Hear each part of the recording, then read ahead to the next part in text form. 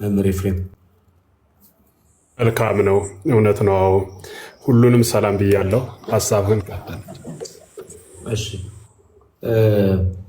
በግልጽ መነጋገር መለመድ አለበት። ቃላቶች በግልጽ ሲባል ዝም ብሎ የሆነ መረን የሆኑ ቃላቶችን እየተጠቀምን ሳይሆን ከመተፋፈር ወጥተን ችግሩ በጣም አስጊ ስለሆነ እና በጣም በርካታ ወጣቶች በዚህ ነገር እየተሰቃዩ በዚህ ነገር እየታመሙ በዚህ ነገር ስቃይ ውስጥና ሀዘን ውስጥ ስለሆኑ በግልጽ ልንነጋገርበት ይገባል። ኦኬ፣ በቃ መወራት አለበት።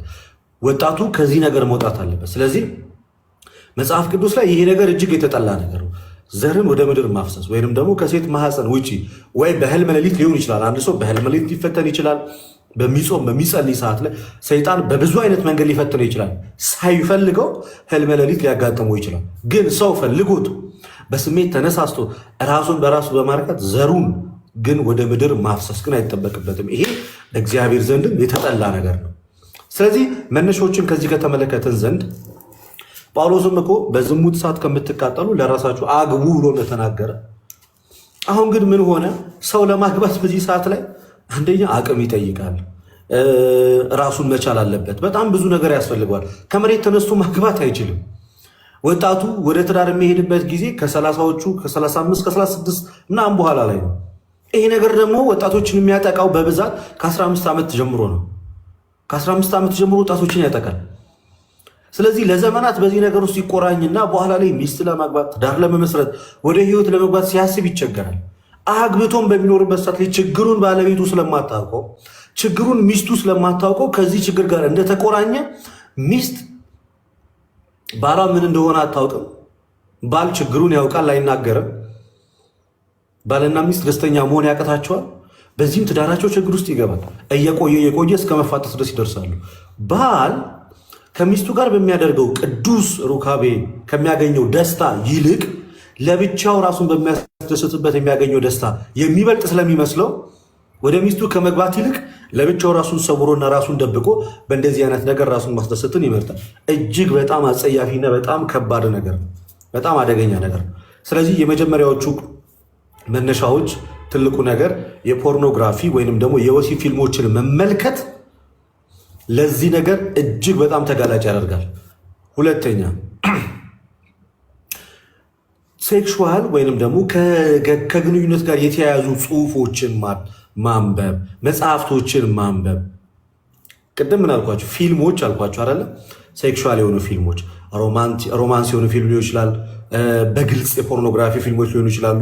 ወይንም ደግሞ ወደ እንደዚህ አይነት ነገሮችን ሊቀስቃሽ ወሲብ ቀስቃሽ የሆኑ ፊልሞችን መመልከት ወጣቱ በቀላሉ ወደ እንደዚህ አይነት ነገር እንዲገባ ያደርጋል። ሌላኛው ጽሁፎች፣ በተለያየ ጊዜ በተለያየ አይነት ሰዓት በተለያዩ አይነት ሰዎች የተጻፉ እንደዚህ አይነት ጽሁፎች ወይንም ደግሞ ዝሙት ቀስቃሽ የሆኑ ጽሁፎችን ማንበብ በቀላሉ ወጣቶች ራሳቸውን በራሳቸው ወደ ማስደሰት እንዲሄዱ ያደርጋል። ሌላኛው ድምፆችን መስማት፣ ድምፆች ማለት ኦዲዮ ሪከርዶች።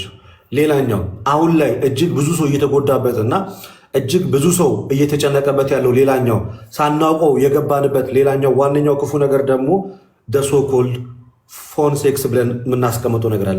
በስልክ የሚደረግ ግንኙነት፣ በግልጽ ነው የምናወራው ብያቸዋለሁ። በስልክ የሚደረግ ግንኙነት። አሁን ሁለት ፍቅረኛ ማቾች የፍቅር ግንኙነታቸውን በርቀት ያደርጉትና በአካል ተገናኝተው ሊያደርጉት የሚችሉትን ነገር አስቀደሙ በምን ይጀምሩታል? በስልክ ያደርጉታል። ፎን ሴክስ የሚባለው ማለት። በዚህም እሱም በያሉበት ቦታ ላይ ሆኖ የመራቢያ አካላታቸውን ራሳቸው በራሳቸው በመንካት ራሳቸውን ያስደስታሉ። ይሄም ምን ይፈጥራል ማለት ነው? ወደ ግለ ወሲብ እሱም በተመሳሳይ ሰዓት ላይ ራሳቸውን በራሳቸው ወደ ማርካት ደረጃ ላይ ይደርሳሉ። በዚህም የማስተርቤሽን ወይንም ደግሞ የግብረ አውናን ወይም የግለ ወሲብ ተጠቂዎች ይሆናሉ። በጣም መጠንቀቅ ያለባችሁ ነገር ቢኖር ይሄ ነው። በስልክ የሚደረግ ንግግር፣ የምትላላኩትን ፎቶ፣ የምትላላኩትን ቪዲዮዎች እጅግ በጣም መጠንቀቅ ያስፈልጋል። አደገኛ ስለሆነ በጣም ዝሙት ቀስቃሾች ስለሆኑ ማለት ነው። እስካልተጋባችሁ ድረስና ኦፊሻል እስካላደረጋችሁ ድረስ ባላችሁበት ሩቅ ቦታ ላይ ሆናችሁ እንደዚህ አይነት ነገሮችን በምትለዋውጡ ሰዓት ላይ እጅግ በጣም አደጋ ውስጥ ትገባላችሁ። ፎን ሴክስ ነው የሚባለው በቃ በትክክል ሲጠራ ምን ማለት ነው? በአጭሩ በስልክ የሚደረግ ግብረ ስጋ ግንኙነት በምን በስልክ የሚደረግ ግብረ ስጋ ግንኙነት ምን በማድረግ ነው? ይሄ እሷና እሱ ይደዋወላሉ። ከዛ በአካል ሊያደርጉት የሚችሉትን ነገሮች በቃላት በመለዋወጥ እንደዚህ ንኪ፣ እንደዚህ አድርጊ፣ እዚህ ውስጥ ግቢ፣ እንዲህ ምናምን በማለት በቪዲዮ ኮል ሊሆን ይችላል፣ በኦዲዮ ኮል ሊሆን ይችላል፣ በቪዲዮ ኮል ሊሆን ይችላል። በሚደረግ እንደነዚህ አይነት ነገር ሁለቱም አካላት በተመሳሳይ ሰዓት በተመሳሳይ ጊዜ በያሉበት ሆነው ምን ያደርጋሉ ማለት ነው?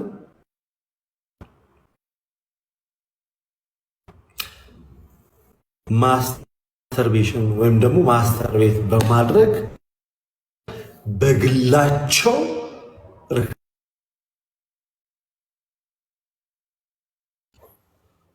ተመልሼ ይሁን ይሰማችኋል? ድምፄ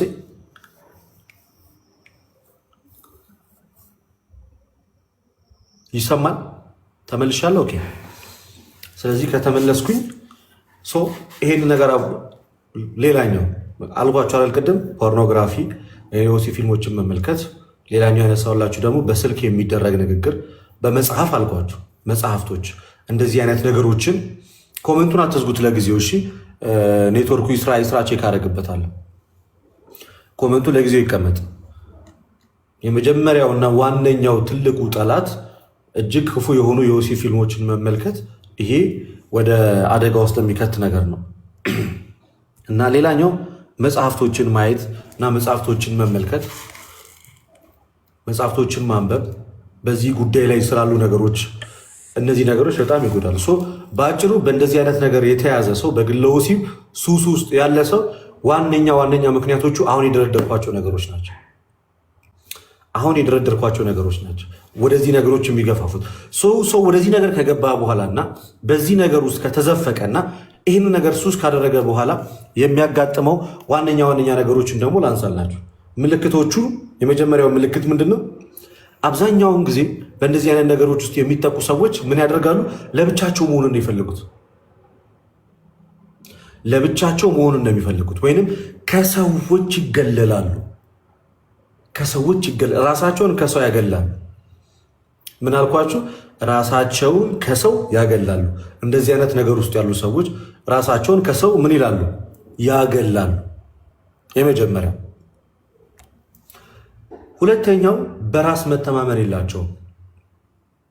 አንደኛው ራሳቸውን ከሰዎች ያገላሉ፣ ገለልተኞች ናቸው። ሁለተኛው በራስ መተማመን አይኖራቸውም። ሶስተኛ ራሳቸውን በጣም ይጠሉታል። ልክ ይህን ነገር ከፈጸሙና ካደረጉ በኋላ ከፍተኛ የሆነ ጸጸት፣ ከፍተኛ የሆነ እንባ፣ የማይቋረጥ ሐዘን ስለሚገጥማቸው ራሳቸውን በጣም በእጅጉ ይጠሉታል። ምን አልኳችሁ? ገለልተኝነት፣ ከማህበረሰቡ መለየት፣ ከማህበረሰቡ መውጣት። የመጀመሪያው ብቸኝነት ስሜት ውስጥ መግባት፣ ሎንሊነስ፣ ብቸኛ መሆን። በሁለተኛ ደረጃ ላይ ከፍተኛ የሆነ የጸጸት ስሜት፣ ራስን የመውቀስ፣ ራስን የመጥላት እና ኮንፊደንስ ማጣት፣ በራስ መተማመንን ማጣት። ልክ እንደ ማንኛውም ሰው እኔም አናግሬ አጭቼ አግብቼ እንደዚህ አይነት ነገር አደርጋለሁ ብሎ ከማሰብ ይልቅ በእንደዚህ አይነት ነገር ውስጥ ለሚወድቁ ሰዎች በዚህም የተነሳ ሰልፍ ኮንፊደንሳቸውን ያጡ፣ የወንድነት ስሜታቸው ይቀንሳል። ወይም ደግሞ ይሄ ወንድነት ምንለው አለ አይደለ? ይሄ ወንዶች ያለን ስሜት ወንድ በቃ የሚያስብል ይሄ ኮንፊደንስ በደንብ አለ አይደል? ለራሳ ወንዶች ያውቁታል ያንን ነገር፣ ያን ነገር ሉዝ ያደርጉታል። ከፍተኛ የሆነ ጭንቀት ዲፕሬሽን ውስጥ ማለት ነው። ከፍተኛ የሆነ ጭንቀት ዲፕሬሽን፣ ራስን ለማጥፋት መሞከር፣ በራስ ደስተኛ ለመሆን፣ ራስን መጥላት፣ እነዚህ በጣም ክፉ ነገሮች ናቸው። ከዛም በኋላ ደግሞ አልፎ ተርፎ እግዚአብሔር ይቅር ይለኛል ብሎ አለማመን፣ ከቤተ ክርስቲያን መራቅ፣ አጓጉል ሱሶች ውስጥ መግባት፣ ያደረግነውን ነገር ለመርሳት ስንል በመጠጥ በተለያዩ ነገሮች መደበቅ፣ ተያያዥ ሱሶችን ወደ ህይወታችን ማምጣት፣ እነዚህ አብሮ የመጡ ነገሮች ናቸው። ሌላኛው በዝርዝር ስንመለከታቸው ምን አይነት ነገሮች እንደሚያጋጥሙ ችግሮቹን ካነሳን በኋላ የመፍትሄ ሀሳቦችን ደግሞ እንደምናነሳ ከወዲሁ ቃል እገባላችኋለሁ። ኦኬ፣ ላንብብላችሁ። ከፍተኛ የሆነ የድካም ስሜት፣ ይሄ በጥናት የመጣውን ነገር ነው ማሳያችሁ። ከፍተኛ የሆነ የድካም ስሜት፣ ያለ መጠንከር። ልብ ብላችሁ አዳምጡ። ከፍተኛ የሆነ የድካም ስሜት፣ ያለመጠንከር፣ መበሳጨት፣ ጭንቀት፣ እብጠት በብልቶቻችን አካባቢ ላይ ከፍተኛ እብጠት ሊያጋጥም ይችላል። በጣም በተደጋጋሚ ከመደረጉ የተነሳ ከፍተኛ የሆነ እብጠት ሊያጋጥም ይችላል። የአይን ህመም ወይንም ደግሞ መጥፋት፣ የጭንቀት በሽታ ወይንም ጭንቀት፣ ጥፋተኝነት፣ ስሜታዊነት ወይንም ደግሞ የስሜት መቀዝቀዝ። ስሜታዊነት ንዴት ውስጥ ቁጣ ውስጥ ይቀጣል። የስሜት መቀዝቀዝ ደግሞ ልክ በስነ ስርዓት አግብተን መኖር ባለንበት ሰዓት ላይ ይህን ነገር ልናደርገው ስንል ሰውነታችን ወይንም አካላችን በሚገባ እግዚአብሔር በፈቀደና ባዘዘ መንገድ አግብተን ከሚስቶቻችን ጋር ልናደርገው የምንችለውን ያንን ተፈጥሯዊ ስሜታችን እንዲጠፋ ያደርገዋል ማለት ነው። ስለዚህ ወንድ ልጅ ለእንደዚህ አይነት ነገር ዝግጁ መሆን አይጀምርም። ሴት ልጅም ደግሞ ከባል ጋር በሚደረገው ሕጋዊና ንጹሕ ቅዱስ በሆነው ጋብቻ በዛ ሩካቤ ከመደሰት ይልቅ ራስን በራስ በማስደሰት የሚገኘውን ነገር ትመርጣለች። ስለዚህ እኚህ ነገሮች እጅግ በጣም ከፍተኛ ችግርን ይፈጥራሉ። በተለይ ከሁሉም የዝቅተኝነትና የበታችነት ስሜት እንዲሰማ ያደርጋል። በጣም ከፍተኛ የሆነ የበታችነት ስሜት፣ ያለመወደድ ስሜት፣ የመጠላት ስሜት እንደዚያን ነገሮች ውስጥ እንድንገባ ያደርገናል። ኦኬ፣ ችግሮቹን ከዘረዘርናቸው መፍትሄዎቹ ምንድን ናቸው? መፍትሄ እውነቱን ለመናገር ልክ እንደሆነ መድኃኒት ዋጥ አድርገህ ውሃ ጠጥተህ በቃ አሁን ተሻለኝ ከዚህ በኋላ ስራዬን መስራት ይችላሉ ብለህ በአንድ ጊዜ ቁርጥ ያለ መፍትሄ የምታመጣበት አይደለም። ዴዲኬሽን ይፈልጋል። እሱን እናወራበታለን። መፍትሄዎቹን በሁለት መንገድ አስቀምጥላቸዋል። በመንፈሳዊ መነጽር እና እንዲሁም ደግሞ ሳይንሳዊ በሆነ መነጽር በጥቂቱም ቢሆን ልነግራቸው እወዳለሁ። በመንፈሳዊ መነጽር ስንመለከተው የመጀመሪያው ነገር ምንድን ነው? የህሊና ዝግጅት ይጠይቃል። ይህ ጉዳይ ትልቁና ዋነኛ ነገር የህሊና ዝግጅት ይጠይቃል። ራስን ማሳመን፣ ራስን ማዘጋጀት፣ ለመጋፈጥ ቁርጠኝነት ይጠይቃል። ከፍተኛ የሆነ ቁርጠኝነት፣ የቁርጠኝነት ስሜትን ማምጣት። እስከ መቼ ድረስ፣ ለምን፣ እንዴት ብለህ ለራስህ ደጋግመ መንገር። ይህ ቁርጠኝነት ይጠይቃል። መንፈሳዊውንም ሆነ ሳይንሳዊውንም እርዳታ ወይንም ቴራፒ ለማግኘት ቁርጠኝነት በጣም ወሳኝ ነገር። ለማቆም መወሰን፣ አይ ከዛሬ በኋላ አላደርግም ሳይሆን ለማቆም መወሰንና ለራስህ ደጋግመ መንገር። ማቆም አለብኝ፣ መተው አለብኝ፣ ከዚህ ነገር መውጣት አለብኝ፣ ይሄንን ነገር ላሸንፈው ይገባል፣ ላቆመው ይገባል፣ ልቆጣጠረው ይገባል፣ ልገዛው ይገባል፣ ከእግሬ በታች ልጥለው ይገባል እያል በጣም ቁርጠኝነት ስሜት ይዘ ከዛ በንስሐ የመጀመሪያው ስቴፕ ከንስሐ አባት ጋር ተገናኝቶ ንስሐ ከመግባት ይጀምራል። ንስሐ መምህር ኤፍሬም በኋላ ላይ በዚህ ዙሪያ ላይ በስፋት ያነሱታል። ትንሽ ብቻ ነክቼውን ወደዛኛው ይሄዳል። ሌላኛው ሞር ለሳቸው ይሰጣል። ንስሐ መግባት የመጀመሪያው ስቴፕ ራስን አምኖ ኃጢአት እንደሆነ ተረድቶ በደልና ክፋት እንደሆነ ተረድቶና አውቆ የመጀመሪያው ነገር ወደ ንስሐ አባት ሄዶ ንስሐ መግባት። ኦርቶዶክሳውያን ከሆናችሁ ለሌሎቹ ደግሞ ምን አይነት መንገድ መጠቀም እንዳለባቸው ነግራቸዋል። ንስሐ መግባት፣ ሄደ ኃጢአትን መናዘዝ በግልጽ እንዲህ አደርጋለሁ፣ እንደዚህ የወሲ ፊልሞችን እያየሁ ራሴን በራሴ እንደዚህ አደርጋለሁ፣ ከዚህም ነገር መላቀቅ አልቻልኩም፣ ይህን ነገርም ደጋግሜ ከማድረግ የተነሳ ሱስ ሆኖ ተጠናውቶኛል፣ እግዚአብሔር ይቅር ይበለኝ ብላችሁ ከንስሐ አባታችሁ ጋር በመነጋገር የመጀመሪያው ስቴፕ ንስሐ መግባት። ከንስሐ በኋላ የሚሰጠን ቅኖና ሊኖር ይችላል። ያንን ቅኖና በአግባቡ መፈጸም፣ በአግባቡ ያንን ቅኖና መፈጸም። ያንን ቅኖና በአግባቡ ስንፈጸም ሰውነታችን እስኪደክም እስኪዝል ድረስ እየወደቅን እየተነሳን በመስገድ የሰውነት ፍላጎታችን የስጋ ፍላጎታችን እስኪደክመው እስኪያንዘበዝፈን ድረስ እግራችን መራመድ፣ ለምሳሌ ስፖርት በምንሰራ ሰዓት ላይ ስትራፖ ይዞን በጣም መራመድ እስከሚያቅተን ደረጃ የምንደርስበት ጊዜ አለ አይደለ? እዛ ደረጃ ማለት ነው እስኪደክመን ድረስ አብዝተን ከንስሐ በኋላ ጸሎት ማድረግ፣ ማልቀስ፣ ወደ እግዚአብሔር መጮህ። ትምረኛለህ፣ ይቅር ትለኛለህ፣ ድጋሚ ሰው ታደርገኛለህ፣ አቅም ትሰጠኛለህ፣ ጉልበት ትሰጠኛለህ፣ ብርታት ትሰጠኛለህ፣ የወደቅኩትን እኔን ታነሳኛለህ፣ ወደ ማንነቴ ትመልሰኛለህ፣ ከማንነት ቀውስ ራስን ከመጥራት ከዚያ ጸያፊ ተግባር ታወጣኛለህ እያሉ እግዚአብሔርን በእንባ በጾም በጸሎት በስግደት ጾም፣ ጸሎት፣ ስግደት፣ ምጽዋት፣ ስለት፣ ጸበል እነዚህ ወሳኝ ነገሮች ናቸው። ወሳኝ ጸበል እጅግ በጣም ወሳኝ ነገር አጋንንት ተጨምሮበት የሚፈትነን ጉዳይ ስለሆነ ምን ያስፈልጋል ማለት ነው? ጸበል በጣም ያስፈልጋል። መጸበል፣ በአቅራቢያ ወዳለ ጸበል መሄድ፣ ደጋግመ መጠመቅ፣ መጠጣት፣ ሰውነትህን እምነቱን ምኑን መቀባት፣ ከዛም ደግሞ እየሰገድክ እየወደክ ጸሎት እያደረግ መስገድ፣ ጸሎት ማድረግ፣ መስገድ፣ ጸሎት ማድረግ፣ መስገድ፣ ጸሎት ማድረግ፣ መስገድ፣ ጸሎት ማድረግ፣ ንስሐ መግባት፣ ወደ ቅዱስ ቁርባን መቅረብ፣ ንስሐ መግባት፣ ወደ ቅዱስ ቁርባን መቅረብ፣ ጸሎት ማድረግ፣ ጠዋት ጸሎት ማድረግ። እነዚህ ነገሮች በጣም ወሳኝ ነገሮች ናቸው። መንፈሳዊ ይሄ ነገሩ እንዳለ ሆኖ በዚህኛው በኩል ደግሞ ሊሆን የሚገባውን ነገር ልንገራችሁ። አንደኛ ራስን ማሳመን ብያችኋል። እችላለሁ፣ በእግዚአብሔር ኃይል ከዚህ ነገር እወጣለሁ፣ እገላገላለሁ፣ እላቀቀዋለሁ። ዋነኛውና የመጀመሪያው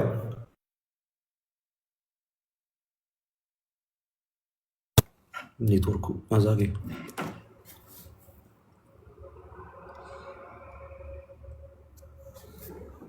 መጥቻለሁ። አሁን እሰማለሁ። በጣም አስቸጋሪ ኔትወርክ በስማ እሰማለሁ። አሁን መጥቻለሁ። የምሰማ ከሆነ ኮመንቱ ይሁን፣ በቃ አትዝጉት።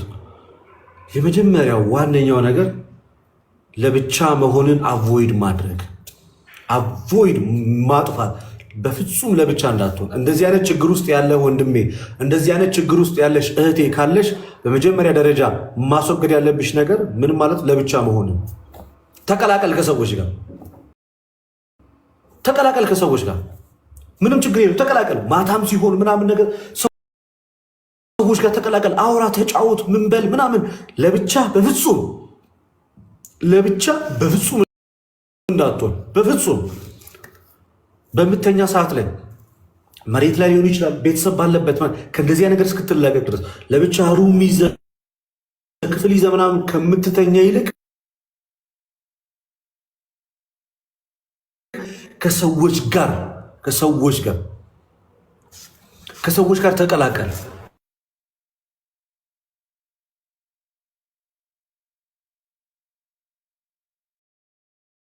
ያላችሁ ሰዎች በመጀመሪያ ደረጃ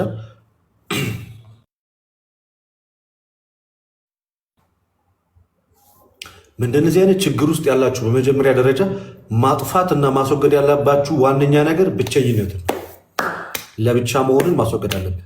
ለብቻ አትሁን። እስፓት አትፈልግ፣ ጸጥ ያለ ቦታ አትፈልግ፣ ዝም ያለ ቦታ አትፈልግ፣ የሆነ በቃ ባዶ ቤት አትፈልግ። በፍጹም ለብቻ መሆንን ምርጫ እንዳታረግ። ለብቻ በሆንክበት ሰዓት ላይ ዴቪልስ ከምቱዩ በቀጥታ ነው ሰይጣን የሚያገኝ።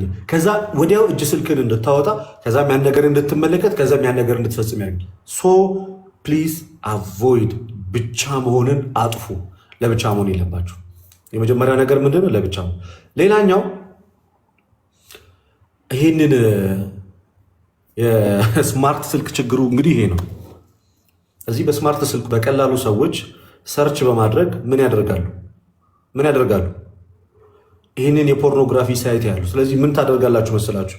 በመጀመሪያ ደረጃ የምታደርጉት ዋነኛው ነገር ምንድን ነው? ሎክ አድርጓቸው እያንዳንዱን ሳይት። ሌላኛው አሁን ኢትዮጵያ ውስጥ ይሄ ነገር አይሰራም ይመስለኛል፣ አላቅም።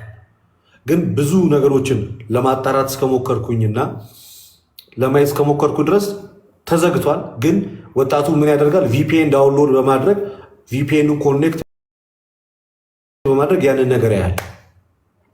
ሶ ምንድነው ማድረግ ያለብህ? ሳይቶቹን ሎክ ማስደረግ፣ እንደዚህ አይነት ነገሮችን ሊያሳዩ የሚችሉትን ሳይቶችን ሎክ ማስደረግ። ሌላኛው ለብቻ በምትሆንበት ሰዓት ላይ በፍጹም እጅ ስልክህን እንዳትነካ። የእጅ ስልክህን አቮይድ አድርግ። ማታ ወደ አልጋ ወደ መኝታ ከመሄድ በፊት ስልክህን ወይ ለእናትህ ወይ ለአባትህ ወይ ለሆነ ሰው ሰጥተህ ሂድ። የእጅ ስልክህን የእጅ ስልክን ይዘህ ወደ መኝታ ክፍል እንዳትገባ። የእጅ ስልክን ይዘህ ወደ መኝታ ክፍል እንዳትገባ። የእጅ ስልክን ቁጭ አድርገህ ወይ ለሆነ ሰው ሰጠህ ብቻህን፣ ወይ ደግሞ ከቤተሰቦች ጋር ለመተኛት ሞክር። ስለዚህ የእጅ ስልካችሁን ይዛችሁ ወደ እንትን እንዳትገቡ። ወደ መኝታ ክፍላችሁ ለብቻችሁ ስውር ወዳለ ቦታ ላይ መቀመጥን እንዳትፈልጉ። ይሄ በጣም ችግር ስለሆነ ማለት ነው። ሌላኛው በተቻላችሁ አቅም ስፖርት የማትሰሩ ከሆነ ስፖርት በጣም ወሳኝ ነገር ነው። ስፖርት በጣም ወሳኝ ነገር። ስፖርት የሚሰራ ሰው ይህንን ነገር በጣም በጣም በጣም በትልቅ ሁኔታ ምን ማለት ይችላል መቋቋምና ይህንን ነገር አቮይድ ማድረግ ይችላል። ስፖርት የሚሰሩ ሰዎች ማለት ነው። ስፖርት የሚሰሩ ሰዎች ይህንን ነገር አቮይድ ያደርጉታል። ሰውነት ይደክማል፣ ይዝላል። ስለዚህ ይህን ነገር የማሰብ ይህን ነገር የመፈለግ ይህን ነገር የመመኘት ነገር ይቀንሳል። ሌላኛው የምነግራችሁ ነገር በተለይ ለወንዶች በጣም ትኩረት አድርጌ የምናገረው ወንዶች ስንባል ብዙ ጊዜ በአይናችን የሚመጣውን ነገር መቆጣጠር አንችልም። አይናችን የተመኘውን አይናችን የሚያየውን ነገር ብዙ ጊዜ እንፈልገዋለን። አቮይድ በጣም ብዙ ሴቶች የሚበዙበት ቦታ ላይ መቀመጥን፣ ይሄ በቃ የሴቶችን መቀመጫ እየተከታተሉ ማየትን፣ እንደዚህ አቀርቅሮ መዞርን፣ ይሄን ነገር አቮይድ አድርግ።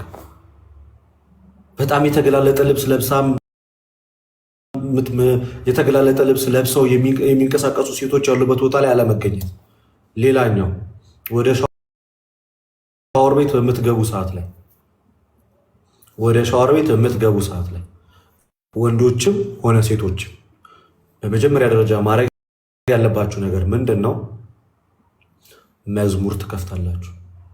ወደ ሻወር ቤት በምትገቡ ሰዓት ላይ መዝሙር ትከፍታላችሁ። በረጅሙ መዝሙር ከፍታችሁ መዝሙሩን እየሰማችሁ ሻወር መውሰድ። መዝሙር ከፍታችሁ ወይ ስብከት ወይ መዝሙር እየሰማችሁ ነው ሻወር መውሰድ ያለባችሁ። መዝሙር እየሰማችሁ ሴቶችንም ነው የምናገረው፣ ሴቶችንም ነው።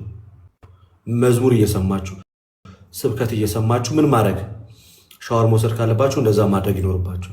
ስለዚህ ይሄ ወሳኝ ነገር ነው። ሻወር በምትወስዱ ሰዓት ላይ ወንድም ሆነ ሴት መዝሙር እየሰማችሁ እንደዛ ማድረግ ይኖርባችሁ።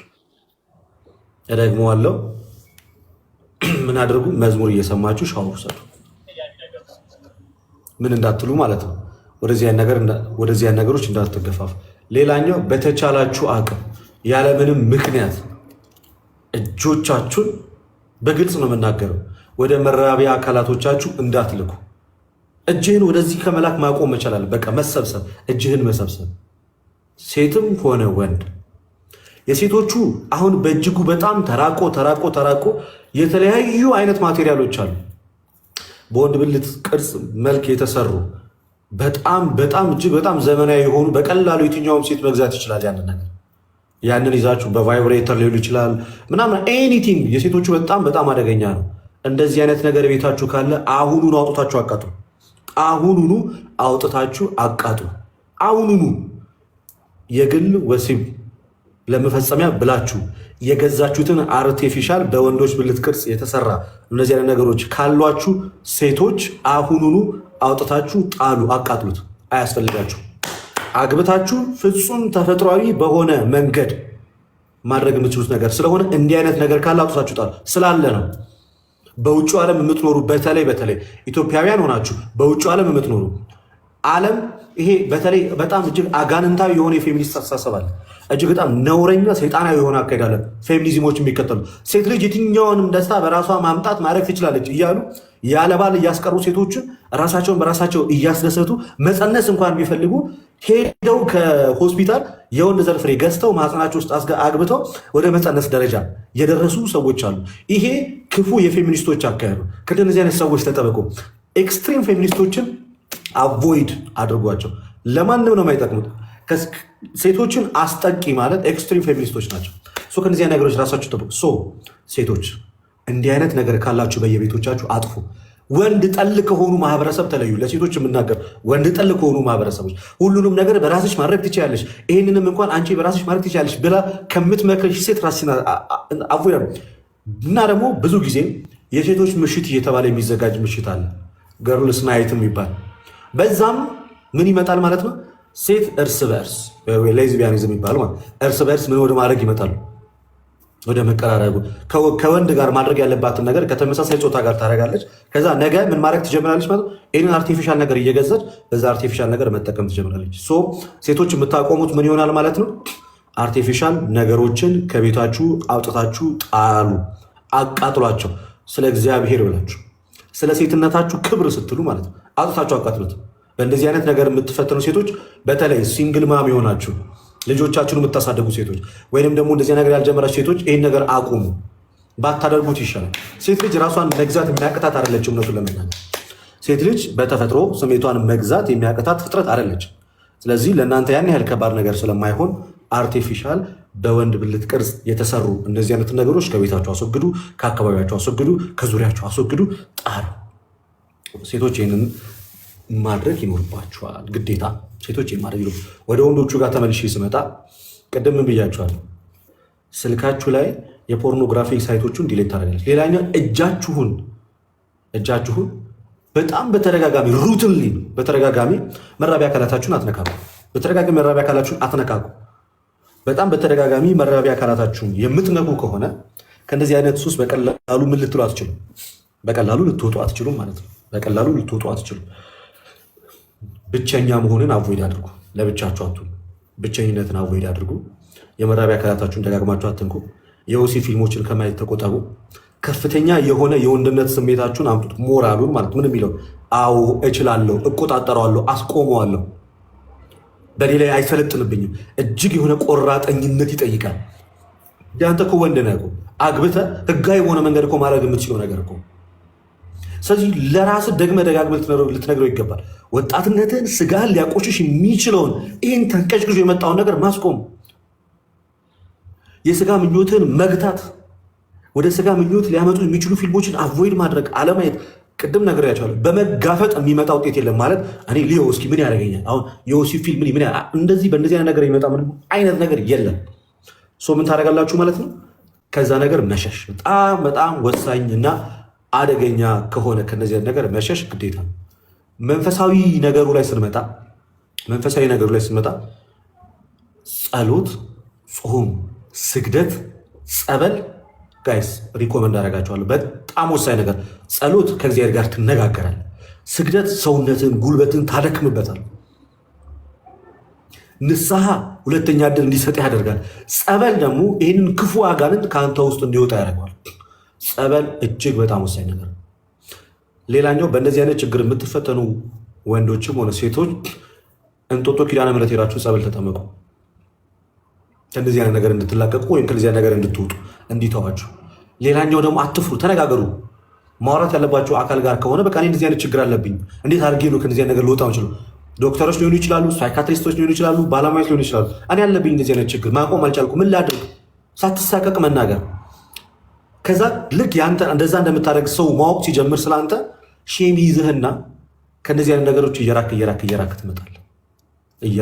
ትመጣለህ። ግን ቁርጠኝነት በጣም ወሳኝ ነው። ማታ ማታ ወደ መኝታችሁ ስትገቡ የእጅ ስልካችሁን ማስቀመጥ ያለባቸው ቦታ ላይ ያስቀምጡ። ቀን ቀን ከሰዎች ጋር ተቀላቀሉ። ሰዎች ያሉበት ቦታ ዋሉ። ከጓደኞቻችሁ ጋር ቺል አውት አድርጉ። ቤተክርስቲያን ሂዱ፣ ጸሎት አድርጉ። የህብረት ጸሎት ካለ የህብረት ጸሎት ላይ ከጓደኞቻችሁ ጋር ጊዜ ያሳልፉ። ሞር ታይም ከሰዎች ጋር ስፔንድ አድርጉ። ሞር ታይም ከሰዎች ጋር በጣም ብዙ ጊዜ ብቻችሁን አትሁኑ። ሞር ታይም ከሰዎች ጋር ስፔንድ አድርጉ። ሞር ታይም። ሌላኛው ጉዳቱን አስቡት።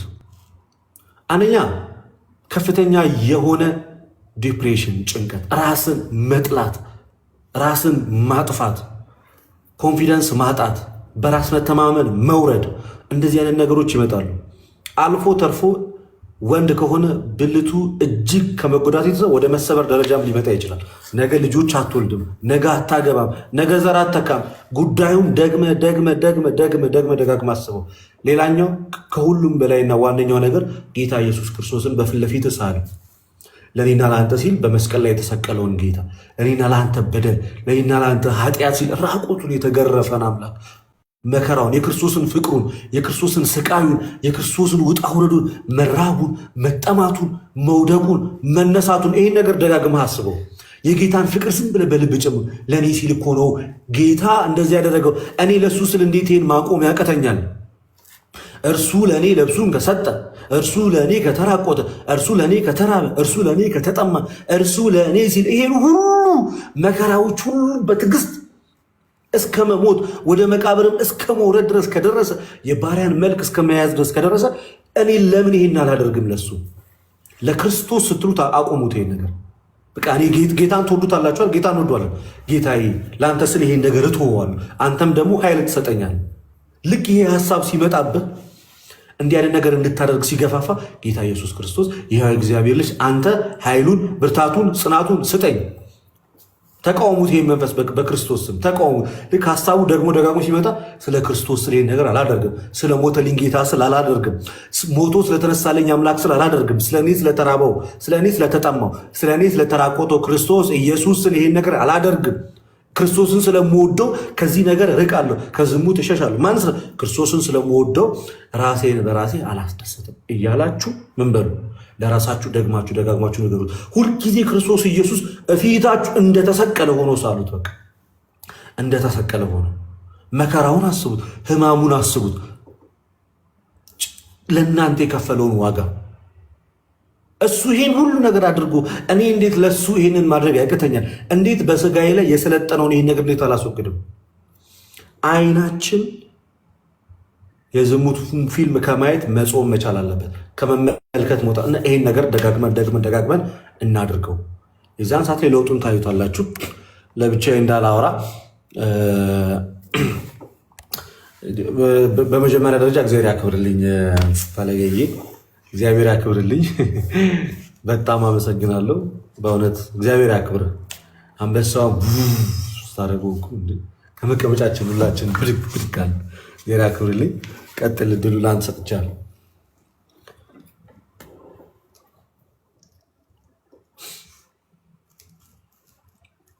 አይሰማም?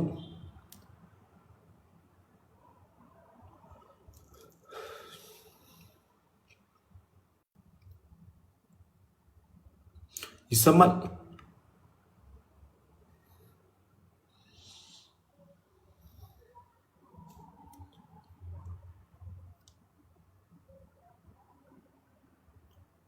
ይሰማል? አለህ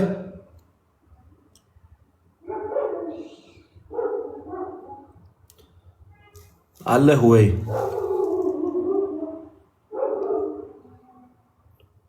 ዲያቆን አለህ? ከኛ ጋር ነህ? በቃ ቆይ እስኪ አይ ቲንክ ወይ መልሰህ ላክልኝ ሲመች እና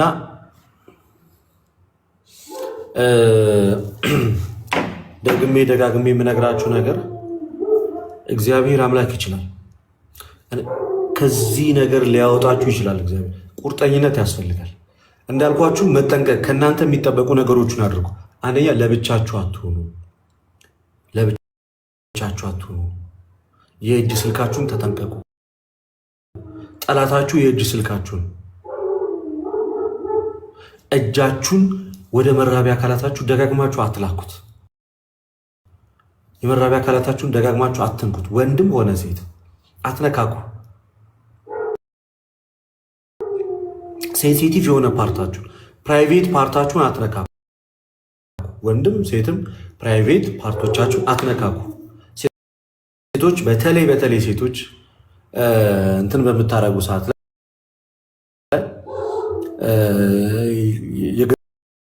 ንጽህናችሁን በምትጠብቁ ሰዓት ላይ በተቻለ አቅም ማለት ነው፣ በተቻለ አቅም መዝሙር እየሰማችሁ ይህን ነገር አድርጉ። መምህር መጥተዋል። እኔ ትስላልኩ ይቀጥሉ በምታረጉ ሰዓት ላይ ይቀጥሉ መምህር። እኔ ሚውት አደርጋለሁ። ይሰማል ግን ድምፄ እኔ ጋ ቀይ ነው የሚያበራው። ኔትወርኩ አለው። በጣም ጥሩ። ኔትወርኩ ብዙም ያቆየኝ አይመስለኝም።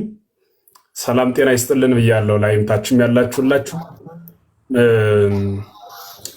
ወንድማችን ወንድም ልደት በጣም አብይ ትውልዱን የሚረብሸውን ጉዳይ ነውና መርጠህ ያነሳው በጣም ማመስገን እፈልጋለሁ።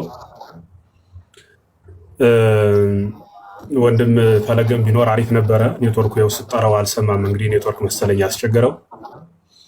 እሱም የበለጠ የትውልዱን ሕመም በደንብ ስለሚረዳው ሀሳብ ይሰጠን ነበረ እና ትልቁ ነገር እግዚአብሔር በሚያውቅ እኔ ራሴ እንግዳ እየሆነብኝ ነው ሀሳቡን እየሰማሁት ያለሁት። ትውልዱ በዚህ ልክ ራሱን እያጣ መሆኑ እየገባኝ አልነበረም ማለት ነው እና ይህ ነገር በጣም በርካታ የሚያመጣው ችግሮች የሚያደርሰው በሰው ላይ የሚያደርሰው ተጽዕኖ ምን እንደሆን ለመዘርዘር ተሞክሯል። በዛውም ላይ በሽታ መዘርዘር ብቻ ሳይሆን መድኃኒት ይሆናል ብሎ ያሰባቸውን መፍትሄዎች አስቀምጧል። የሰው ልጅ ትልቁ ፈተናው ተምኔቱን ወይም ደግሞ መጥፎ ፍላጎቱን መቁረጥ አለመቻል ነው። ለሰው ልጆች ትልቅ ፈተና ሊሆን የሚችለው እንደምታውቁት እግዚአብሔር አዳምን በገነት አሰልጥኖ አስቀመጠውና ይችን እንጨት ግን አትብላ፣ ብትበላ የሞት ሞት ትሞታለህ የሚል ትእዛዝ እንደሰጠው ለሁሉም ሰው ግልጽ ይመስለኛል።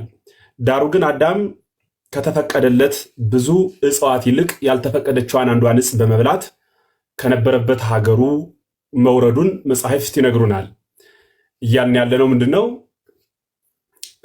የሰው ልጅ የተፈቀደለትን ብቻ መጠቀም ቢችል ባልተፈቀደለት ግብር መቆምን ቢያቆም በዚያ ስርዓት ውስጥ ራሱን ከማስተዳደር ቢያርቅ ምድራዊም ይሁን ሰማያዊ ሕይወቱ የተስተካከለ መሆን ይጀምራል። ዳሩ ግን አብዛኛው ሰው ባልተፈቀደ ቦታ መቆምን እንደ ጌጥ ይቆጥረዋል። ለጊዜው እውነት ነው ሲባል እንደነበረው ግለ ወሲብ ጊዜያዊ እርካታን የሚሰጥ ሐሳብ ያለው ይመስላል። ፍጻሜው ግን በሰከንዶች ውስጥ ለሚፈጸም ደስታ የዘላለም ወይም ደግሞ ለዓመታት የምናነባበት አላስፈላጊ ታሪክ ድብርት ውስጥ የምንገባበት እንደሆነም በደንብ ሲነገር ነበረ። እንዲሁ ምናልባት ድምፄ ይሰማል አይደል ወንድም ፈለገ? ኦኬ ኔትወርክ ይሰማል መምህር ይሰማል ለእኛ አይ ቲንክ እሳቸው እየሰራላቸው አይደለም መሰለኝ። መልካም የኔታ ይሰማል ለእኛ። እሺ እየዘገየ ነው የሚደርሰው፣ ቢሆንም ጥሩ ነው ይሁን።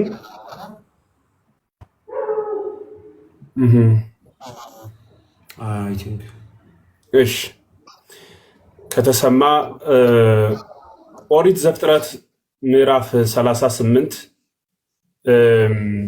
ቁጥር 4 ጀምሮ ያለውን ኃይለ ቃል ቅድም ሲያነብ ነበረ እና በዋናነት ግን ቁጥር 8 ላይ ኦሪት ዘፍጥረት ምዕራፍ 38 ቁጥር 8 ላይ ወይቤሎ ይሁዳ ላውናን በሀበ ብእሲተ እሁከ ይሁዳ አውናንን ወደ ወንድምህ ሚስት ግባ ብሎ ትእዛዝ ይሰጠዋል እና ወአቅም ዘራ ለእሁከ ለወንድምህም ዘር ተካለት ብሎ ይነግረዋል። ከዚህ በፊት ይቺ ሴት ሌላ የይሁዳን ወንድም ኤር የሚባለውን አግብታ ዘር ሳይተካ ሙቷል። ከሞተበት መንገድ አንዱ ሊቃውንቱ ሲያትቱ ከሚስቱ ጋር ከመገናኘት ይልቅ ራሱን በራሱ በማርካት ዘሩን በማፍሰስ ሙያውን ከሷ ሰርቶ ነው የሚሉት መተርጉማኑ። ሙያውን ከሷ ሰርቶ ነገር ግን ዘሩን መሬት ላይ ያፈስ ነበረ ነው የሚለው። በአንጻሩ ወንድሙ ሙቶ አውናን ደግሞ የወንድሙን ሚስት በኦሪት አቅም ዘራ ለእሁከ ለወንድም ዘር ተካለት የሚል ሕግ ስላለ ለወንድሙ ዘር ለመተካት ብሎ እርሱ አባቱ ይሁዳ ማለት ነው። ይሁዳ ማለት ከያዕቆብ ልጆች ከ12ቱ አንዱ የሆነው ይሁዳ ነው። የሐዲስ ኪዳኑ ይሁዳ ሌላ ይሁዳም አይደለም። ያኛው የያዕቆብ ወይም የአራተኛ ልጁ ያዕቆብ አራተኛ ልጅ ነው ይሁዳ የሚባለው። የመጀመሪያ ልጁ ሁሌ እንደምንናገረው ሮቤል ነው። ሁለተኛው ስምዖን፣ ሶስተኛው ሌዊ፣ አራተኛው ደግሞ ይሁዳ የሚባለው ልጁ ነው ማለት ነው። እና ይሁዳ ልጁ ሲሞትበት የመጀመሪያ ልጁ በዛ ቦታ ደግሞ አውናን ለወንድሙ ዘር እንዲተካ ሲሾመው እናያለን። እና የተተካው አውናን ወሶባ አይመረ አውናን ከመኢኮነሎቱ ዘርአ ሶበ ቦአ ሀበ ብሲተ እሁሁ ይኩ ዘርአ ዲበ ምድር ከመኢይሃብ ዘርአ ለሁሁ። አውናንም የወንድሙ የኤርን ሚስት አግብቶ ያ የወለደው ልጁ የሱ ልጅ ነው እንደማይባል አውቆ ለወንድሙ ልጅ ወልዶ እንዳይተካለት ከሷ ስራውን ሰርቶ ከአውየ ዘር እማይፀን ከአውየ ዘራፋ እማይፀን ዘሩን ከሴቷ ማይፀን ባፋ የሚያፈስ ነበረ ብሎ መጽሐፍ ይናገራል። አሁን ይሄንን ሐሳብ ይሄንን የግዕዝ ዘር እየጠቀስኩ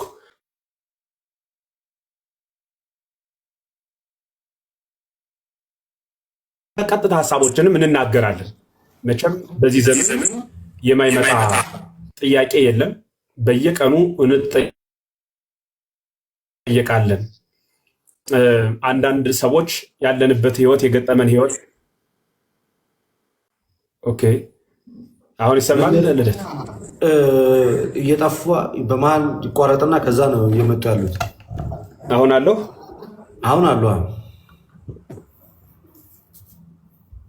በጣም ጥሩ። እና ያው በየቀኑ ጥያቄዎች ስለሚመጡ ስለምንሰማ ለጥያቄዎች መልስ ለመስጠት ቅድም ተዘጋጅቶ ማስታወቂያ ተለጥፎ ሳይ በጣም ደስ ብሎኝ ነው አሁን የመጣሁትና የመጀመሪያው ቀደም ሲል የተዘረዘሩ ችግሮችን በደንብ ያዟቸው።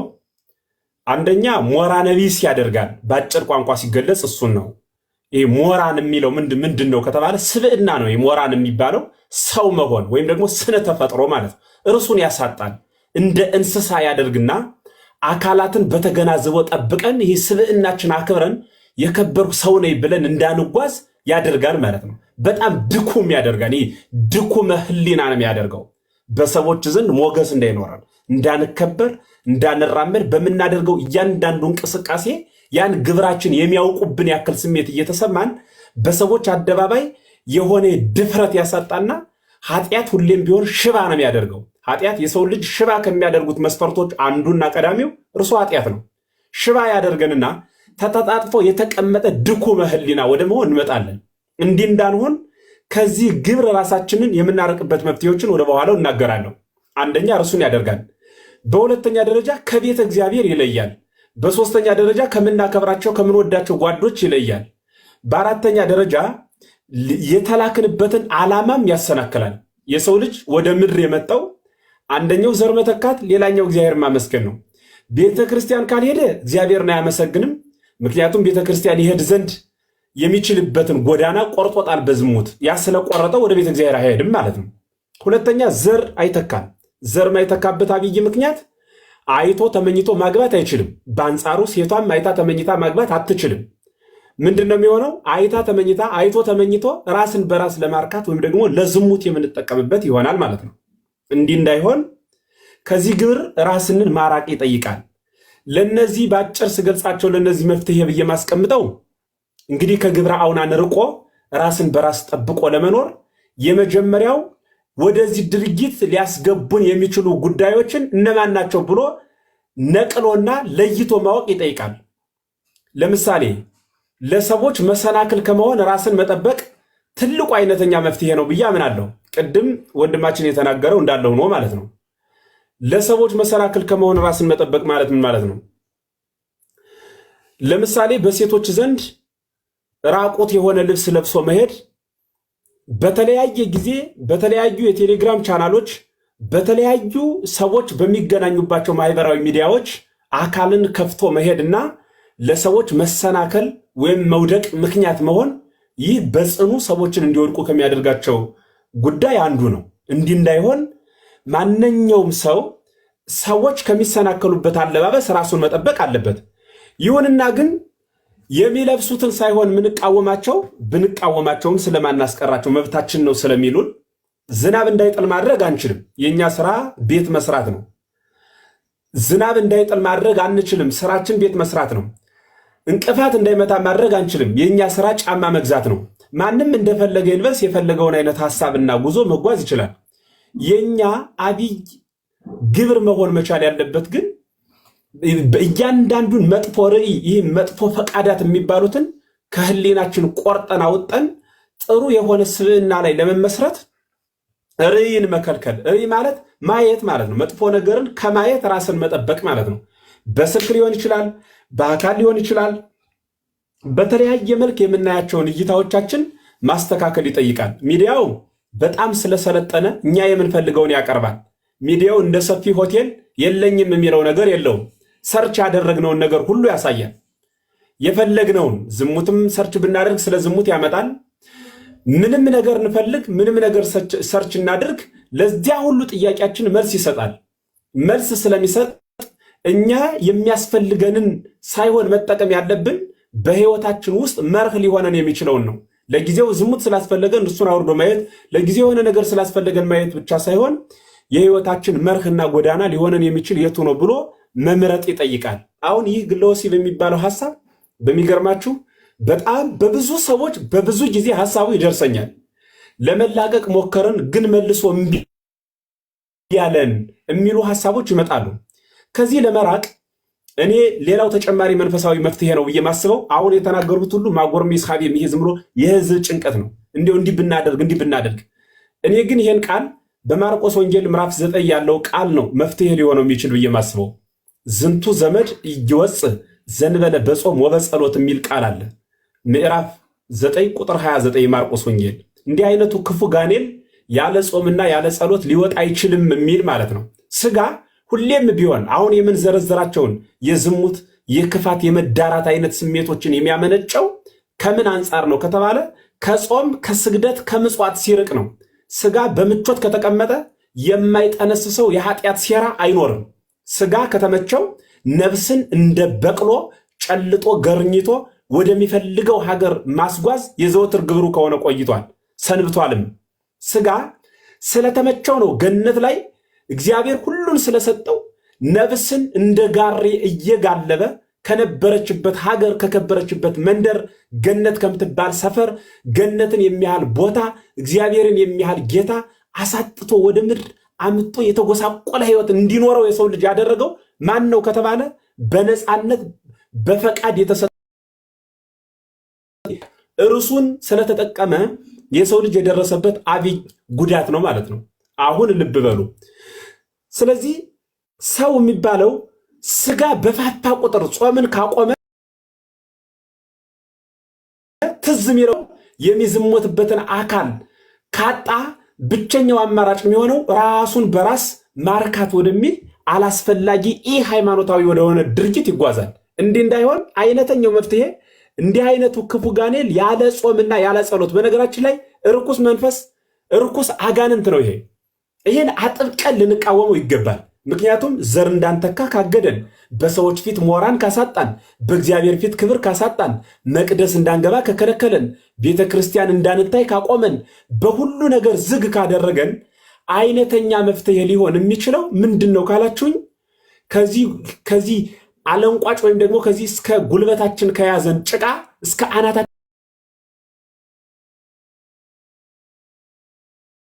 ከተቆጣ አሁን የነገርኳችሁን ጾምና ጸሎትን ገንዘብ በማድረግ ነው ማለት ነው። ሌላው ጸሎት ከምንም በላይ እግዚአብሔር ከዚህ ጉድጓድ ውስጥ እንዲያወጣን መጸለይ መቻል አለብን።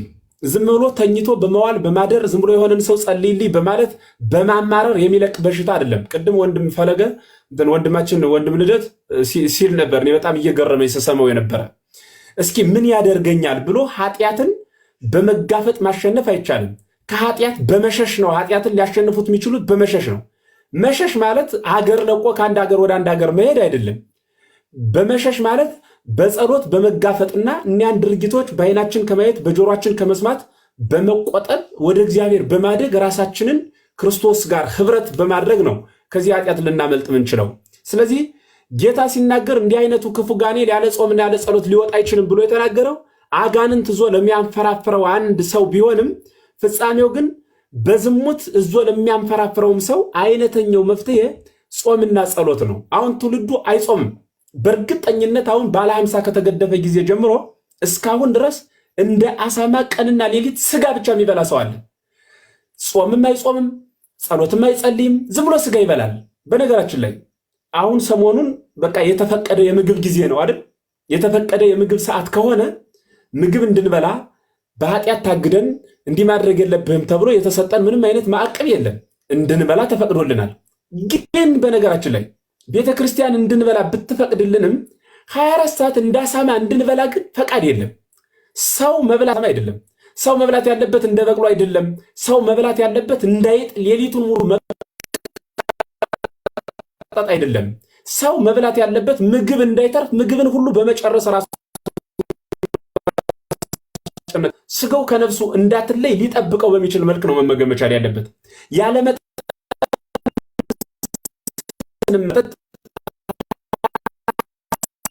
ያስታል። ብዙ ሰዎቻቸው ጋር እንዲወድቁ የዳረጋቸው ምንድነው ካላችሁ መጠጥ ነው። መጠጥ ትልቁን ያዋርዳል፣ የተከበረውን ዝቅ ያደርጋል፣ የሸፈነውን አካላችን እንድንገልጠው ያደርጋል፣ የምናከብረው ሰው ጋር በዝሙት በልዩ ልዩ ኃጢአት እንድንተባበር ያደርጋል። እንዲህ እንዳይሆን አይነተኛው መፍትሄ ሊሆን የሚችለው ስጋ በቅሎ ማለት ነው። በቅሎ ልጓም ከሌላት ወደ ፈለገው ቦታ የተሰቀላትን አካል ወይም የተጫናትን ባለቤቷን ወስዳ በተራራ በዋሻ እንደምትጥል ሁሉ ስጋ የተሰቀላትን በተራራ በዋሻ ወስዳ እንደምትጥል ሁሉ በቅሎ ስጋም እንዲሁ የተሰቀላትን ነፍስ በተራራ በዋሻ ወስዳ የምትጥል ስለሆነች በቅሎ ልትቆም የምትችለው በልጓም እንደሆነ ሁሉ መኪና ሊቆም የሚችለው በፍሬን እንደሆነ ሁሉ ፍሬን የሌለው መኪና እንኳን ተሳፋሪውን ሽፌሩን ገደል እንደሚያበለው ሁሉ ፍሬን የሌለው መኪና ተሳፋሪውን እስከ ሽፌሩ ገደል እንደሚጥለው ሁሉ ጾም የሚባል ፍሬን የሌላት ስጋም ነፍስን ወስዳ ገደል የምትጥልናት ማለት ነው። እንዲህ እንዳይሆን እያንዳንዳችን ጾምን መልመድ መቻል አለብን። ስጋ የፈለገውን ሁሉ አትስጡት። የፈለገውን ከሰጠነው እሱ ወደ ፈለገው ቦታ ይወስደናል። ልናግደው በቃህ ልንለው ይገባል። የመጀመሪያው አይነተኛው መፍትሄ ጾም ነው። ሆድ ሲርበው ምግብ የሚያገኝበትን ቦታ ያፈላልጋል እንጂ ዝሙት የሚሰራበትን አልጋ ግን ሊፈልግ አይችልም። በስደት ያለው በሀገር ውስጥ ያለው በተለይ በስደት ያላችሁ ዘመዶቻችን አገር ቤት ስለሌላችሁ የምትፈልጓትን ሴት መርጣችሁ የምትፈልጉትን ወንድ መርጣችሁ የማግባት እድል ስለሌላችሁ ቤት ዘግቶ ራስን በራስ በማርካት ዘመናትን የምትገፉ ሰዎች እንዳላችሁ በብዙ የሚቆጠር ሰው በውስጥ መስመር በአካልም የምታናገሩ ሰዎች አላችሁ። ከዚህም እየሰማችሁ ከሆነ አይነተኛ የሚሆነው መፍትሄ በተቻለ አቅምና መጠን ጾም ጾሙ ነው። እኔ ማስተላልፈው መልእክት ይሄ ነው። ጾም ሲሲታ ለነፍስ ይሄ የነፍስ ምግቧ እርሱ ጾም ነው። ሰው ካልጾመ የፈለገውን ኃጢአት እየሰራ ዘመኑን ይገፋል ማለት ቀዳሚው እርሱ ነው። ሌላውና ሁለተኛው ጸሎት ያልኋችሁ አንድ ሰው ከመኝታ ሲነሳ እግዚአብሔር ጋር መነጋገር አለበት። ጌታዬ ሆይ አንተ የኔን ህይወት ምረው፣ እኔ ከያዝኩት ልምድ የሌለኝ ሹፌር ነኝና ህይወቴን እንዳልገለብጠው አንተ አስተዳድረኝ፣ አንተ ጠብቀኝ ብሎ በእግዚአብሔር ጥላ ስር ተጠልለን ለመዋላችን እርግጠኞች እንድንሆን እግዚአብሔር ጋር ጠዋት መነጋገር መቻል አለብን። እኒህ ነገሮች ካልያዝን እንዲህ አይነቱ ክፉ ጋኔል ያለ ጾምና ያለ ጸሎት ሊወጣ አይችልም። ስለሆነ ከርሱ መሸሽ መቻል አለብን። ሌላው ቅድም ወንድማችን ሲናገረው የነበረው አጠቃላይ ቅድም የነገራቸው ወንድማችን ወንድም ፈለገ የነገራቸው አጠቃላይ ወንድም ልደት ማለት ነው። አጠቃላይ እነዛ ቅድም ሲዘረዘሩ የነበሩት ምን ማለት ነው? ስልክን መጣል፣ ሲተኙ ስልክን ይዞ አለመሄድ፣ ራስን መጥፎ ፊልሞች ውስጥ አለማስቀመጥ። እኔ አንዲት ልጅ ስታወረኝ እንዲያው መምህር ስልኬ ስበላ ሁሉ ሽንት ቤት ስገባ ሁሉ ስልኬን ማስቀመጥ አቃተኝ፣ 24 ሰዓት ስልኬን ስክሮል በማድረግ ብቻ ዘመኔን እየገፋው ነው ብላ ያማከረች ልጅ አለች። በእንባ ማለት ነው። እግዚአብሔር በሚያውቅ ሰው የስልኩ ምርኮኛ ሆኗል። የሰው ልጅ ሁለተኛ ጭንቅላቱ ስልክ ወደ መሆን ሂዷል። እኔም እላችኋለሁ የሰው ልጅ ሁለተኛ ጭንቅላቱ ስልኩ እስከመሆን ድረስ አሁን ሰረ ጭንቅላት ሁለተኛ ሆኗል። ስልክ ነው አንደኛ ማሰቢያ ሆኖ ያለው። የሰው ልጅ የተፈጥሮ አይምሮ እስከሚመስል ድረስ እርሱን ነው የምንቆጣጠረው። ስልክ ደግሞ የሚያቀርብልን የተለያየ ኃጢአት መንገድ ስለሆነ ከእርሱ ራሳችንን በመጠበቅ ጸሎት በማድረግ እግዚአብሔር ጋር በመሆን ነው ይህንን ልንጋፈጠው ልንሟገተው የምንችልና ቅድም ወንድማችን እንዳለው ያለምንም ማፈር መፍራት መሸማቀቅ በማማከር ከዚህ ጽኑ ኃጢአት ራሳችን ማውጣት መቻል አለብን። ምክንያቱም ሁለቱንም ያቋርጥብን። የመጨረሻ የምናገረውን ስሙኝ። ይሰማል ግን ታች ያላችሁት ጻፉልኝ እስኪ እየሰማችሁ ከሆነ። በጣም ጸጥ ያለ ነገር ብቻዬን እያወራሁ እንዳልሆን ሁሉ ኮሜንቱን ዘግቼው ነው። ይሰማል? ኮሜንቱን ዘግቼው ነው። ይሰማል? ይሰማል። ኮሜንቱን ዘግቼው ነው። በጣም ጥሩ፣ በጣም ድንቅ፣ በጣም አሪፍ። እና ምን ልል ፈልጌ ነው፣ በዋናነት ሁሉም ሰው ሊሰማው የሚገባ አብይ መፍትሄ ይሆናል ብዬ ያሰቡትን ይሄን ወደ ግብረ ኃጢአት የምንገባበትን እኒን መንገዶቹን ጠቅላላ ምትር አለ ተምኔትከ ፍላጎትህን ቁረጣት ይላል መጽሐፍ። መቁረጥ ይጠይቃል። ይሄ የማይጠቅም ፍላጎት የማይጠቅም ሐሳብ ወደኛ ሲመጣ ትርፉ ምንድን ነው ብለን ክርስቲያን ማለት ንጹህ ነጋዴ መሆን አለበት። ነጋዴ ወደ ቤቱ የመጣውን ዕቃ ማንኛውንም አያገበሰብስም። በስንት ብገዛው በስንትስ ብሸጠው ሊያተርፍልኝ ይችላል ብሎ አይቶ ወስኖ አድምጦ ነው ሊገዛ የሚችለው ማለት ነው። ሊገዛ የሚችለው እንደዛ ነው። ክርስቲያን ማለት ነጋዴ ማለት ነው። ወደ ህይወቱ የመጣውን ሁሉ አያጠራቅምም። ክርስትና እንደ ጆሮ አይደለም። ጆሮ ማንኛውንም ኮቴ ይሰማል፣ ማንኛውንም ሙዚቃም ይሰማል፣ መዝሙርም ይሰማል። ክርስቲያን ግን ህይወቱ እንደ ጆሮ ያገኘውን የሚያጠራቅም አይደለም፣ የሚያጣራ ነው። እያንዳንዱ መጥፎ ስሜትና ፍላጎት ወደ ህሊናችን ሲመጣ ይጠቅማል። የመጨረሻ ምነግራችሁ አልኩ ምንድን ነው በደንብ እንድትይዙልኝ የሚፈልገው ሰው የተፈጠረበት ዓላማ ሁለት ብቻ ምክንያት አለው። ደጋግሜ በብዙ መድረክ ተናግሬ ያውቃለሁ። ዛሬም ስሙኝ። ሰው የተፈጠረበት ዓላማ ሁለት ዓላማ ብቻ ነው። አንደኛው እግዚአብሔር ማመስገን ነው። ሁለተኛው ዘር መተካት ነው። ዘር ምንተካው እንደኛ አመስጋኝ ለማብዛት ነው። እግዚአብሔርን ለማመስገን የተፈጠርነው ዲያብሎስ በወደቀው በእርሱ ቦታዎች ቦታ ስለተፈጠር ነው። አሁን ልብ በሉ። ሴጋ ወይም ደግሞ ግለወሲብ የሚባለው ሁለቱንም ነገሮች ያስቆማል። ሁለቱንም ነገሮች አግብተን እንዳንወልድ ሞራ ነቢስ አድርጎናል ብያችኋለሁ። ሞራ ነቢስ ስላደረገን ዘር መተካት አንችልም። ስለዚህ ዘር መተካት የሚችለው አቆም ነው ማለት ነው። ሐሳብ እግዚአብሔርን አጠፋን ማለት ነው። ዘር መተካት የሚለውን ስላቆም ነው። ሐሳብ እግዚአብሔር ከኛ ተወገደ። አንደኛው እሱ ነው። ሁለተኛው እግዚአብሔርን ማመስገን ነው። እግዚአብሔር እንዳናመሰግን በኃጢአት ስለቆሸሽን አድፈናል ብለን ስላመን ቤተክርስቲያን ሄደን ቆመን እግዚአብሔርን አናመሰግንም። ልብ በሉ። ዘር እንዳንተካ የምናገባበትን ሞራን አጠናል። እግዚአብሔር እንዳናመሰግን በኃጢአት አድፈናል። ከሁለቱን ርቅና የምንሞትበትን ቀን ብቻ የሚጠብቅ ግለሰብ እንሆናለን። ያ ማለት ራስን ከማጥፋት የማይተናነስ ጽኑ ኃጢአት ይባላል ማለት ነው። እንዲህ እንዳይሆን እንደምንም በነገራችን ላይ አልችልም የሚል ክርስቲያን አለ። እንዲህ የሚባል የለም። አልችልም የሚባል ኃጢአት የለምን። ኃጢአት ከሰው በታች ነው። የኃጢአት ፈጣሪ ዲያብሎስ ነው። ወሶበ ይነብብ ሐሰተ እምዚአሁ ይነብብ። ሐሰትን ሲናገር ከራሱ ይናገራል። ወጻት ሐሰት መዛግብቲሃ፣ ክፋት ከመዝገብ ቤቷ ከዲያብሎስ ወጣች ነው የተባለው። እያልኩ ያለሁት ክፋትን፣ ኃጢአትን፣ ውድቀትን፣ ድቀትን፣ መታመምን፣ መጎስቆልን ይህን ሁሉ የፈጠረው ዲያብሎስ ነው። ይህን ሁሉ የፈጠረው ያመረተው ፓፕሪካው ዲያብሎስ ነው እኮ ነው የምላችሁ። ዲያብሎስ ደግሞ አስከሬን ነው፣ ሙቷል። የዛሬ 2000 ዓመት ላይ መድኃኒታችን ኢየሱስ ክርስቶስ በመስቀል ጠርቆ ገሎታል። የሞተው ዲያብሎስ ሙት የሆነ ሐሳቡ እርሱ በክርስቲያን ላይ ይነግስ ዘንድ ስልጣን የለውም። ማስቆም እንችላለን። አንድ ሰው እስከ 9 ሰዓት ጾም ስትሉት እኔ እኮ አልችልም ይላል። እስከ 9 ሰዓት ሊጾም የማይችል አድርጎ ነው እንዲህ እግዚአብሔር ስጋውን የፈጠረው አይደለም። እግዚአብሔር እስከ 9 ሰዓት መጾም የማይችል ስጋ ለሰው ልጅ አልፈጠረም፣ አልሰጠም። እስከ 9 ሰዓት እንዳይጾም ሽባ ያደረግነው እኛው ራሳችንን። መጾም እንችላለን።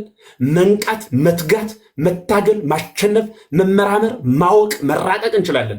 እግዚአብሔር የፈጠረ እንደሱ አይነት ሰው ነው። ሽባ ሰው ያደረግነው እኛ ነን። አካሉ ለእኛ ከደረሰን በኋላ አካል እንደ አካል እንዳይቀጥል ያደረግነው እኛው ነን። እንችላለን። አይቻልም የሚባል ኃጢአት የለም። ኃጢአት ከሰው ልጆች በታች ረግጦ እንድንገዛው ክርስቶስ ሰጥቶናል። ወትከጅድ ተብሎ ነው የተነገረልን። ላይለ ኃጢአት በኃጢአት ላይ የምትራመድ የምትረግጠው ትሆናለህ ተብሎ ነው የተነገረልን። በዚህ ምስጢር የምንራቀቅ ወደ ሰማይ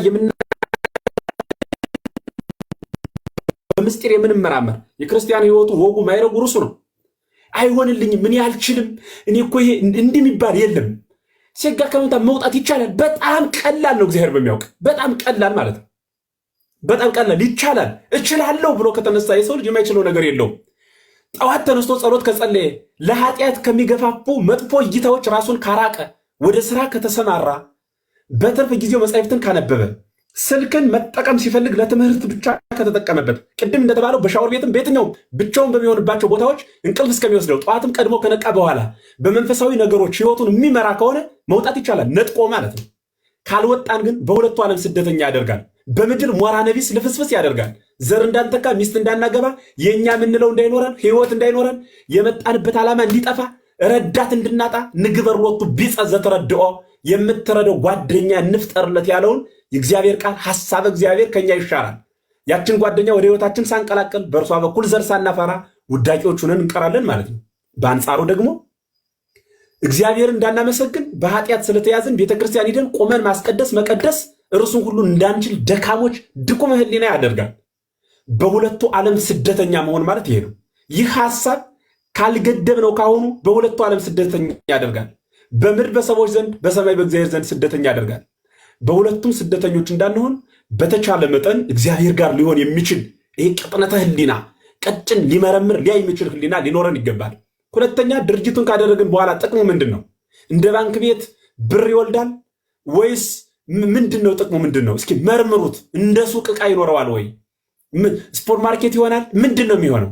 በሰከንዶች ውስጥ ያ ስሜት ካለፈ በኋላ በህሊናችን ውስጥ የሚመጣ ድብርት፣ ለምን አደረግኩት የሚል ጭንቀት ከማካፈል ውጭ ምንድን ነው ጥቅሙ? እርሱን ልንቆጣጠረው፣ ልንቀጠው፣ ልናስቆመው ይገባል።